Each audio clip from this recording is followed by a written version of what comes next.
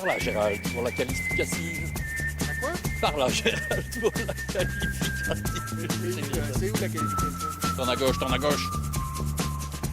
Bonsoir, soyez les bienvenus dans votre magazine Autorally. Alors, un rallye fin juin, on va essayer de s'en convaincre, c'est plein soleil. Donc, on décapote et on promène son Georges. Bonsoir Georges. Bonsoir, Gérald. Couvre-chef adapté, effectivement, gracieux. Gracieux, c'est qualificatif. Qualificative comme la spéciale d'essai à laquelle maintenant nous allons aller parce que c'est une première. Dépêchons-nous. Comment ça, une spéciale qualificative? Pour la première fois sur asphalte, C'est où? tout droit. À gauche? Et puis à gauche. Et mauvaise nouvelle d'entrée avec le forfait pour Tchoun et Kazir, Georges. Et oui, deux pilotes très rapides ici qui avaient décidé de s'associer pour diminuer les coûts, mais malheureusement, la belle histoire va s'arrêter avant le départ. Deux moteurs cassés, c'est trop. Le meilleur temps, il est signé et de loin par Freddy Loax sur la Skoda Fabia. 16e participation ici, il vise une 8e victoire, il est leader du championnat de Belgique, c'est le favori. Et il a mis un point d'honneur à réaliser ce scratch. Georges, c'était si important que ça pour Freddy Loax d'aller signer le meilleur temps dans la spéciale qualificative? Ah, je pense que oui, c'est très important. Il n'y a pas de terre à balayer. Peut-être, mais c'est un rallye tellement typique, atypique même ici plutôt. Mais le mieux serait peut-être de lui demander. Vous croyez que je peux ou Bon, il reste combien de temps avant le départ? 4 minutes avant que je dois partir. D'accord. Pourquoi vous avez fait le meilleur temps dans la qualif? C'était si important que ça? Il n'y a pas de terre.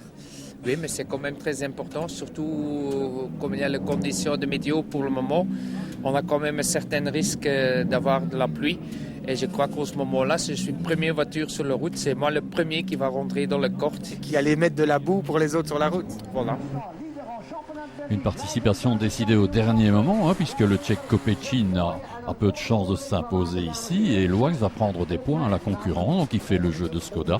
C'est pas mal pour lui, c'est une belle occasion, une belle opportunité. Alors rappelons que Ypres, le rallye de Ypres contre pour l'ERC, ex-IRC de Intercontinental, il est redevenu européen. Loax s'élance donc le premier avec une Skoda Fabia au meilleur de sa forme. Une voiture d'usine et le pilote est dans le coup puisqu'il faut savoir qu'il fait beaucoup d'essais pour Michelin, dont des essais pour Peugeot. Il est bien parti, il est parti en pneu médium et a du soft, du tendre dans le coffre. Il a donc tout prévu. Regardez les essuie-glaces. Il y a un petit crachin qui tombe au 8 minutes 12.4. C'est son chrono important. Voici le jeune Irlandais sur la Peugeot, c'est Craig Breen.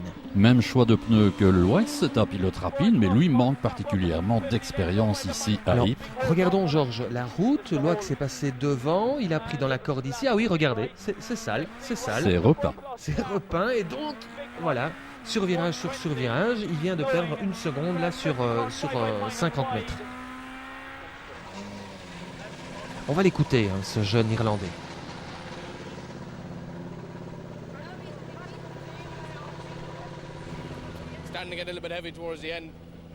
Ça commence à être vraiment difficile sur la fin de la spéciale. C'est pas évident de trouver la confiance, mais bon, on va essayer de s'y faire. C'est très glissant. Et ça fait rire Gabi Goudezun, l'ancien. Il comptabilise les secondes, 16 secondes de retard pour Bouffier sur Loax.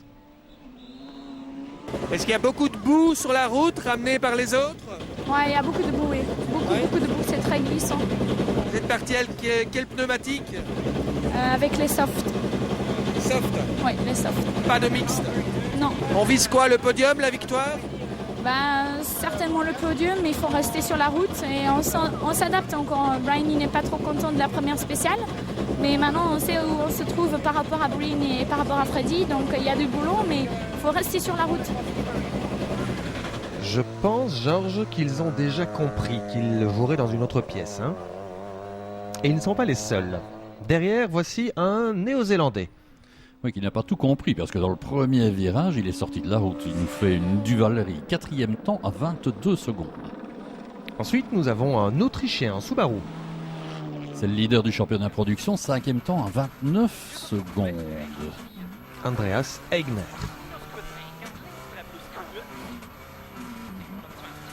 Là, on voit que voilà, ça commence à devenir de plus en plus glissant. Il pleut, les cordes sont boueuses. Ici, Solovov les évite. Il a un problème de suspension à l'arrière droit, 6e temps à 31 secondes. Un néerlandais Cobus, inconnu, du moins. Lui, il prend aussi, il est à 36 secondes. Et a Et un entamé local, Davy Van Est, avec une grosse Peugeot. bagarre avec celui-ci, 8e temps à 39 secondes, et ils vont se battre tout au long du rallye. Sincèrement, est-ce que vous voyez un équipage ici capable d'aller chercher Freddy Loax? Né. Non. Lefevre, Lefevre, local. Gruppen R4 hybride. Oui. Là, c'est 10e temps. Verskuren, un des candidats au top 5. Et puis surtout, il était 2e du championnat de Belgique. Bon, là, qu'est-ce qui se passe? On tombe dans les fameux fossés, les waterings. Impossible d'en sortir? Bah, vous imaginez, regardez la force qu'il faudrait pour sortir sans... Des spectateurs, Georges? Non, impossible. Là, il pleut et on va s'élancer dans les spéciales 2 et 3 avec toujours le néo-zélandais et sa Ford Fiesta. Il est hilar à l'arrivée de la spéciale, tellement les conditions d'adhérence sont changeantes. Bouffier, mieux. Ouais, il essaye d'étendre d'un côté des médiums de l'autre, mais il se plaint aussi du moteur. 2 fois le 3e temps, il se retrouve à 41 secondes. Et Breen, toujours deuxième? Bon, il est parti prudemment. Il a cédé 10 secondes dans l'Agnemap sur 14 km, mais 2e temps, il se retrouve à 15 secondes. Et donc Freddy Loax, comme c'est rapide. Et ça glisse. C'est un ton au-dessus. Hein. Mais ça glisse quand même beaucoup pour lui, parce qu'il y a 2 R5 qui sont des voitures ouvreuses devant lui et qui coupent. Allez, on va aller écouter l'ami Freddy, 42 ans. Hein. Ça glisse terrible, hein. C'est très piégé. C'est piégé parce que c'est vrai, on était parti avec les gommes dures. Donc c'est vrai, maintenant, ils sont plus du tout adaptés à cette condition. Mais voilà, c'est le même pour tout le monde. Donc, Alors, derrière, j'ai vu, vous avez 2 roues. Vous avez quoi comme pneus? on a 2 soft. Donc je crois qu'il faut le mettre. On va voir les conditions de la prochaine, mais à mon avis, ça va être... Vous allez peut-être les mettre pour la 3e. Et pas peut-être, hein, Georges, très certainement. En tout cas, ces chronos sont impressionnants. Regardez, tout en haut de la feuille, 13 minutes 20, c'est le chrono de Loax, c'est 10 secondes plus rapide que le numéro 1 Craig Breen, et c'est aussi 29 secondes, 13,49 plus rapide que Brian Bouffier. Le néo-zélandais Paddon, il patauge, il nous explique qu'il n'y a aucune adhérence, ça glisse partout, qu'il a failli sortir de la route, qu'il a dû taper dans les freins, il a manqué un virage, il n'y a pas d'adhérence, pas de rythme. Comment ça va? Ben, ça va, difficile, hein. Faut qu'on s'accorde un petit peu. C'était, comme vous le savez, très glissant. J'ai eu un peu du mal là quand même, mais bon, ça va, on fait au mieux. Vous avez des softs derrière? Non, d'un côté j'ai des softs. Ah oui. Et vous changez pour la 3e? Je pense, oui. Je pense. C'est du vertical, hein. Ouais, ça glisse beaucoup, ouais. Freddy ramène beaucoup de boue sur la route? Eh ouais, il va dans les cordes, hein. C'est pas sérieux ça. Hein. Et il rit jaune, Georges. Hein. Une nouvelle réglementation pneumatique impose en plus de rouler avec les mêmes pneus qu'il pleuve ou qu'il fasse sec. Bon, Georges, celui-ci, vous le connaissez bien, hein? Ah, il met du gaz, hein, ça c'est clair, et on l'a vu d'ailleurs. Hein. Mais je pense qu'il est prématuré de parler de résultats, il ne veut absolument pas d'ailleurs. Robert, tu es ici surtout pourquoi? Pour l'amusement.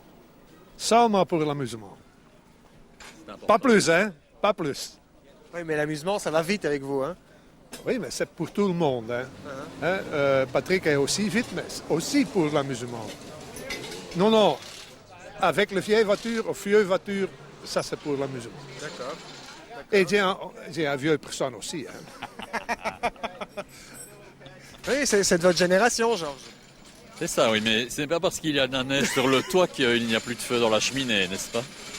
Et ça, vous le retenez parce que vous allez voir les images des classiques. Donc, c'est l'épreuve réservée aux historiques, aux anciennes voitures, en parallèle de l'épreuve européenne. Il envoie le monsieur. Hein.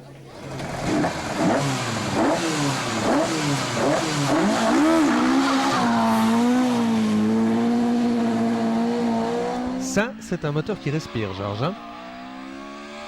8000 personnes lors du shakedown de ce rallye historique, vous imaginez? À Bousigneux, ça va devenir plus populaire que le Zout. Et regardez, écoutez surtout comme il passe à fond. C'est Robert Drockmans. Alors celui-ci avec la Lancia 037, c'est un Italien. Il y a 2 037, Brazzoli et Pedro. Superbe voiture, mais ça passe un peu moins vite. Écoutez, on lève le pied. Trajectoire à revoir. Et un peu trop à gauche, hein. Voici la deuxième 037. Quelle belle voiture, hein.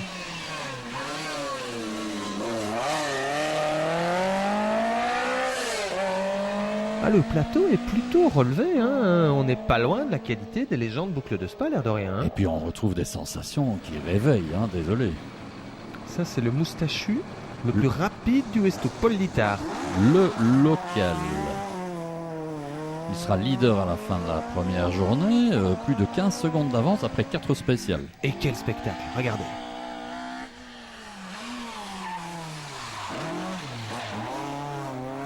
Est-ce qu'il passe à fond comme Trockmans? Un petit coup de frein avant quand même, hein. Paul, juste un petit mot, c'est la grosse bagarre avec Patrick, avec Robert. Oui, c'est de gros bagarres, mais ça va mieux, ça va bien.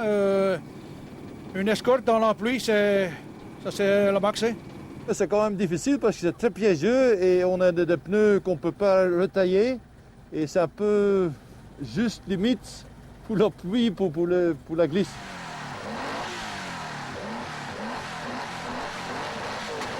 Premier leader, c'est Sneers, mais malheureusement, il va perdre 2 minutes.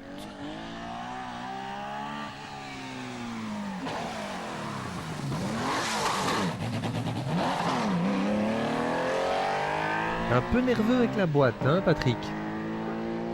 À fond? Ah oui, c'est un mousquetaire, comme Drockmans.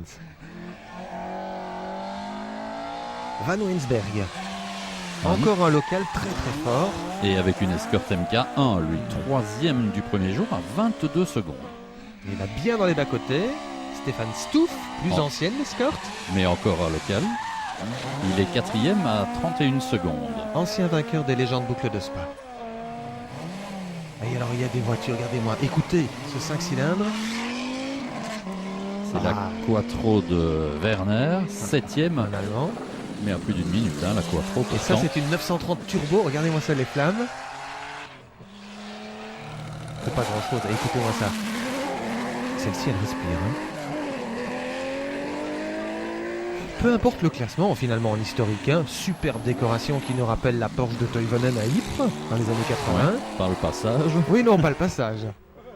Et pas évident, hein, sur ces petites routes. La voiture s'ouvrir, un coup de gaz pour essayer de la remettre. À une Porsche, si vous ne la faites pas tourner, soyez sûr qu'elle ira tout droit.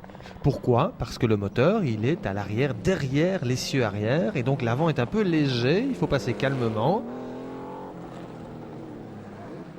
Voilà, heureusement qu'il est marqué Las Vegas sur sa voiture, hein. Bernard Munster, lui, est en tête du volet national. C'est le vainqueur du rallye en Inter l'an passé, c'est pas mal quand même. Et hein. il devance une autre Porsche, celle d'un local. Delplace, il est à 13 secondes. Là, ils sont sur des œufs, hein. Motricité, c'est le pied droit qui fait toute la différence, hein. L'idéal, c'est d'avoir une Quattro, évidemment. En voici une, on la laisse passer. Celle de Une gros Caio, il est à 51 secondes pourtant. Bon, devant, c'est Munster, hein. Vous avez Oh, vu la la différence différence. de motricité. Énorme, hein. Et là, une petite surprise. Regardez plutôt, vous le reconnaissez celui-là? Eddie Chevalier, le copilote habituel de Peter Schoen. Dites monsieur, vous avez votre licence de commissaire? Malheureusement, non, j'ai pas ma licence de commissaire, mais il faut. Alors vous allez me faire le plaisir de sortir immédiatement. Non, sérieusement, Non, qu'est-ce que vous sérieusement. faites ici? Non, il faut aider un peu le rallye belge parce qu'on est en manque de commissaires et en manque de bénévoles pour aider le rallye belge. C'est beau la passion. Un retour au rallye moderne avec Van Est. Il est 6e en grosse bagarre avec le néerlandais Cobus. Il va garder 4 dixièmes d'avance seulement. Mais il est derrière la Subaru de l'Autrichien Egner. Qui passe de la 8e à la 5e place. Brin, les warnings, que se passe-t-il avec la Peugeot? Il a crevé dans la spéciale Audi Cobus et puis va réaliser 2 spéciales en 2 roues motrices et perdre 2 minutes. Aïe, aïe, aïe, aïe, aïe, aïe. C'était le seul à suivre un peu à distance. Loax et le néo-zélandais, Payden, va nous faire un scratch. Il est 3e à 2 minutes 09 dans la dernière spéciale, mais il est quand même à plus de 2 minutes. Hein. Bon, ok. Et deuxième, c'est donc Brian Bouffier. Ouais, il a tapé une pierre d'Andy Quebus, c'est pourtant son 3e départ ici, il connaît. Mais il est deuxième à quelques secondes de Loax. Et il assure pour le championnat d'Europe, bien sûr. Ou à beaucoup plus. Il est à 1 minute 36 de Combien celui-ci. 1 minute 36 après 6 spéciales. Loax a réalisé 5 meilleurs temps sur 6 spéciales. Les cordes sont très sales, c'est très piégeux. Et les dernières spéciales même de History qui étaient devant nous. Donc à ce moment-là, sur les ouvreurs, on peut dire que c'est Holiday on Ice. Sa Skoda est une S2000, c'est donc un 2 litres à moteur atmosphérique appelé disparaître. Elle n'est pas en course, mais elle est à Ypres. C'est la nouvelle Peugeot 208 T16, une R5, et apparemment, c'est pas la seule. Et chez Ford aussi, on présente un nouveau véhicule, une nouvelle R5, et nous avons la chance d'avoir avec nous Malcolm Wilson, le patron. Malcolm, vous étiez supposé être en vacances pour le WRC pendant 1 mois. Que faites-vous là? Oui, c'était sympa de partir en vacances, mais Ypres est un événement vraiment très important pour nous. C'est en fait le vrai lancement pour la Fiesta R5. Ce qu'il faut savoir, c'est que le design et le développement sont un peu comme pour une WRC, mais là où on a dû passer beaucoup de temps en recherche, c'est pour trouver des pièces qui viennent de voitures d'origine, parce que la nouvelle réglementation de la FIA l'exige pour diminuer les coûts. Et quand on parle de diminuer les coûts, il faut quand même savoir que le prix de cette voiture, c'est 180 000 €, prix maximum fixé par la FIA. Et on en vend à ce prix-là? Malcolm a reçu 20 acomptes, donc des promesses d'achat. C'est pas mal, hein? Et Neuville fait la promo de la voiture en roulant avant les voitures ouvreuses. Et il attaque, hein, il ne fait pas semblant. 1600 turbo. C'est pas comparé à un WRC. Je dirais que le châssis et les freins, on peut vraiment les comparer. Mais après, voilà, c'est pas la même technique, pas la même évolution. Mais c'est une voiture qui coûte surtout seulement 40% du prix d'une WRC, qui est censée être un peu moins compétitive, mais plus compétitive qu'une S2000. Elle est comment cette R5? Elle est vraiment sympa. Hein. On s'amuse vraiment bien. Bon, on la découvre encore pour l'instant. Mais non, ça le fait. Alors à Ypres, on est gâtés. Il n'y a pas une, mais 2 nouvelles R5. Voici la nouvelle Peugeot 208 T16 que Chris Meek maltraite. En tout cas, Georges, il y a une chose qui est sûre. Ah, ça, pour nettoyer le pare-choc, c'est vraiment plus la peine pour le moment. Il y aura beaucoup moins de travail à ce niveau-là. Et vous avez vu, il a la roue arrière qui part comme ça. Elle est complètement voilée. Et donc, qu'est-ce qu'il va faire? Il va s'arrêter, il va la changer. C'est ce qui s'appelle du test grandeur nature. Là, ils se sont mis en situation. Il faut dire que Meek, on va le voir, hein, il est plutôt généreux dans l'effort. Regardez bien l'image prise depuis l'hélicoptère qui va suivre. Un gauche très rapide, il va venir bien s'appuyer là. C'est quand même un ancien vainqueur de l'épreuve. Hein. En 2009, c'était lui. Alors cette voiture, c'est un 1600 turbo, mais moins puissant qu'une WRC. On passe de 320 à 280 chevaux et un peu moins de couple aussi.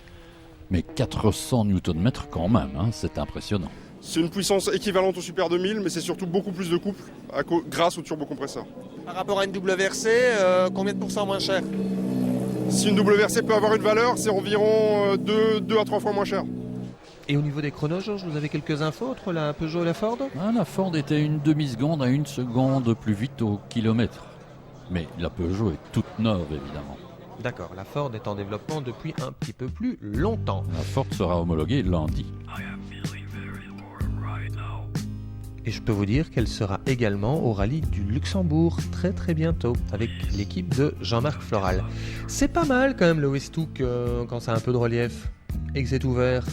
Je vous propose à présent, Georges, de jeter un coup d'œil sur les petits jeunes qui rêvent d'écrire l'histoire du rallye. Ils roulent eux en R2, c'est-à-dire des petits 1600 atmosphériques, Peugeot 208 à nouveau, Ford Fiesta, Skoda Fabia, et ça commence par un jeune condrusien, Xavier Bonnier. et R2 Ria, ce sont de véritables voitures de course. Beaunier en Peugeot a récupéré la première place après avoir été dominé par un trio de Fiesta au début de course. Van der Marel en Fiesta est le seul rescapé de ces Fiesta dominatrices. Il s'accroche. De Checo, troisième en Peugeot, pas à l'aise le premier jour, a perdu beaucoup de temps, mais il revient bien dans le coup. Tiedemann en Fiesta suédois était premier leader, mais va crever dans Bus et perd beaucoup de temps. Beaune en Skoda, après sa victoire au Seizoun, a été invité gratuitement ici à participer, et il en profite. Goesens, sixième en C2 R2 Max, est juste derrière Van Heusing et devant Collignon sur des voitures identiques.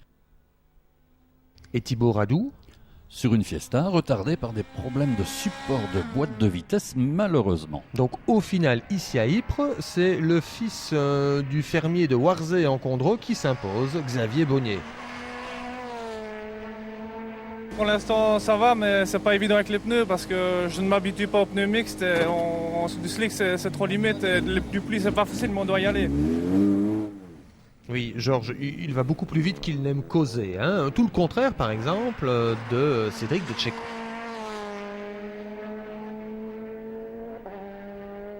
On attaque vraiment fort là. On a choisi les bons pneus, on a mis 4 slicks. Je crois que c'était vraiment le bon choix. C'était un peu le pari de ce matin parce que les cordes restent quand même fort grasses. Mais sur tout le reste, tu peux attaquer très fort. Donc voilà, c'est ce qu'on fait, on essaye. Et côté historique, c'est Stouff qui gagne ? Et non. Pas Stouff, c'est Paul Lieta Onze Paul qui a grimpé le Kemmel, la dernière spéciale, en vainqueur. Van Weinsberg, du Mont des Vins, en traduction, il était sur le podium et puis... Non, il a tout perdu en finale, malheureusement. Brockmans ? Il est quatrième, il rate le podium de peu pour 6 secondes, mais le plus important, c'est l'amusement. Oui, quel bonheur de voir ces superbes voitures, écoutez-moi ça. Tiens, on n'a pas parlé de Patrick Sneyers. Il est revenu 7e après la perte des 2 minutes là, pour le team BM1. C'est pas mal, ça va consoler le team de Bernard Munster qui s'impose lui en national. Retour Georges chez les modernes avec la victoire de Lefebvre sur Mitsubishi Lancer Evo 10 en production.